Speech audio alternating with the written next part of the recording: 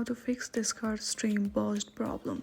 If you are facing this problem quite a lot, then what you can do is simply go to the poopoowave.com and there are a lot of solution. You can go through it. The first one is to Discord restart.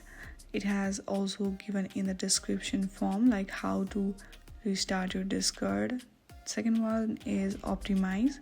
You can choose voice and video to optimize. The third one is admin privilege for Discord. For this you need to choose run as administrator.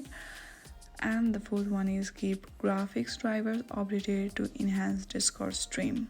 Here are all the description given. Please go through it. And the fifth one is ensuring solid internet connection, that if you are connected to the nice and working internet connection. Sixth one is the refresh voice setting, and if you want more then simply click on the help center. This will surely solve your Discord stream pause problem issue.